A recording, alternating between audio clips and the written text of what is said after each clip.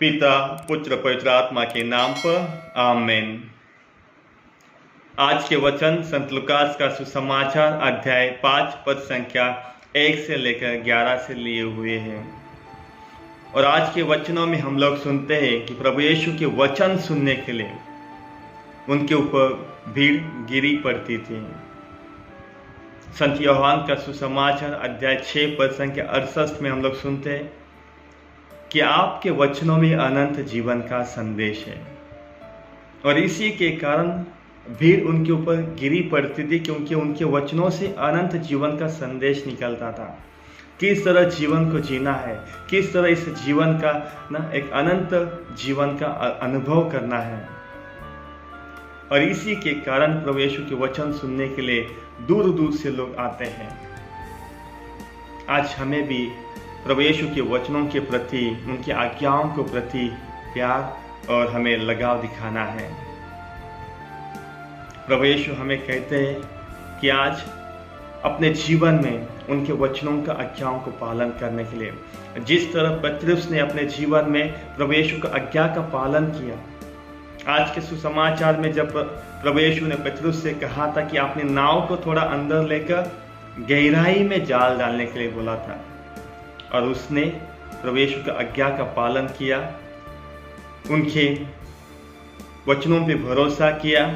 और तब हम देखते हैं कि किस तरह से जब उन्होंने रात भर मेहनत की थी तब उन्हें एक मछली भी नहीं मिली थी, लेकिन प्रभु यीशु के कहने पर उन्हें इतनी मछलियां मिली कि उनका जाल फटने लगा था।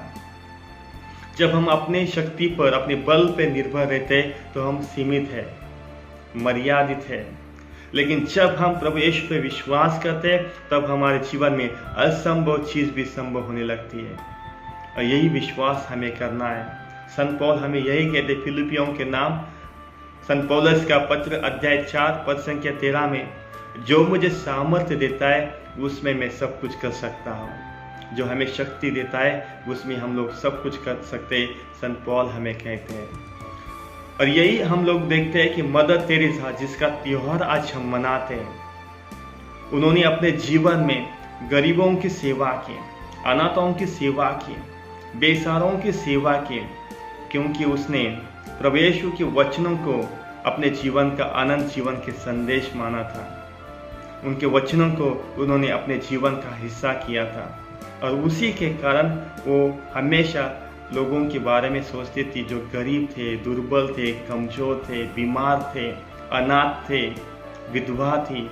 इन सब के लिए मदर तेरेसा ने अपने जीवन को समर्पित कर दिया। आज हमें भी हमारा जीवन प्रभु यीशु के लिए समर्पित करने के लिए प्रभु यीशु बुलाते हैं। जब पेतरुस ने अनुभव किया उसके जीवन में दैवी शक्ति का, उसने अपने कमजोरियों का, अपने दुर्बलता का, अपने पाप का स्वीकार किया। संत लूकास का सुसमाचार अध्याय 5:8 में हम लोग सुनते हैं, उसने कहा, प्रभु जी मुझसे दूर हटो क्योंकि मैं पापी हूँ। आज हमें भी अपने पापों को स्वीकार करना है, अपने कमजोरियों को स्वीकार करना है, दुर्बलता को स्वीकार करना है, और तब जाके प्रभु यीशु हमें एक नई जिंदगी देते हैं। उन्होंने पेतरुस से कहा था कि आज के बाद मैं तुम्हें मछली नहीं बल्कि मनुष्य पकड़ने के लिए भेजने वाला हूँ। जब हम ईश्वर को अपने आप को समर्पित करते हैं तो वो हमें एक नई जिम्मेदारी देते हैं, लोगों की सेवा करने के लिए, जिस तरह उन्होंने मदर तेरेसा को चुना था।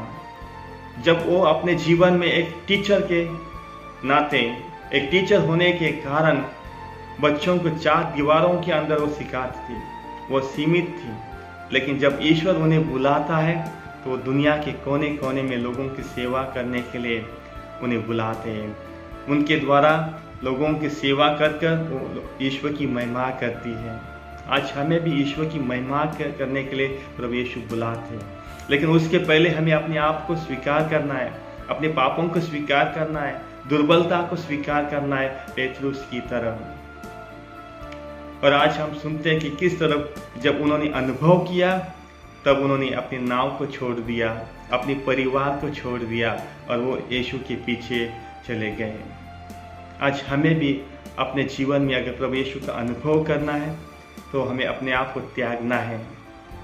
संत मत्ती का सुसमाचार अध्याय 16 पद संख्या 24 में हम लोग सुनते हैं, जो कोई मेरे पीछे आना चाहता है वह अपने आप को त्याग दे और अपना क्रूस उठा के मेरे पीछे आओ। आज हमें भी अपने आप को त्यागना है, अपने सपनों को त्यागना है, अपनी इच्छाओं को त्यागना है अगर हमें ईश्वर का अनुभव करना है। मदर तेरेसा ने अपने जीवन में अपने आप को त्याग दिया और प्रभु यीशु के लिए अपने जीवन को समर्पित कर दिया और ईश्वर ने उनको इतना ऊपर किया कि आज वो हमारे लिए गरीबों की एक माता बन चुकी है, एक संत बन चुकी है। हम ईश्वर को धन्यवाद देते, उनके द्वारा जो भी काम आज हम लोग देखते हैं समाज में, मदर तेरेसा इस संस्था के द्वारा जो भी काम आज दुनिया में किए जा रहे हैं, लोगों की सेवा करना, गरीबों की सेवा करना, अनाथों की सेवा करना, बेसहारा लोगों की सेवा करना, ये आज उनके द्वारा उन्होंने शुरुआत की थी। आज दुनिया के कोने कोने में उनके संस्था के मेंबर्स उनका काम कर रहे हैं। हम प्रार्थना करते हैं कि ईश्वर उन्हें शक्ति और सामर्थ्य दे ताकि वो मदर तेरेसा की जैसे ही दुनिया के कोने कोने में लोगों की सेवा हमेशा करता रहे। तो चलिए आज के वचनों के लिए हम ईश्वर को धन्यवाद देते, उनकी स्तुति और महिमा करते हैं। पिता पुत्र पवित्र आत्मा की बड़ाई होवे, जैसे वह आदि में थी और अनंत काल तक सदा रहेगी। आमीन।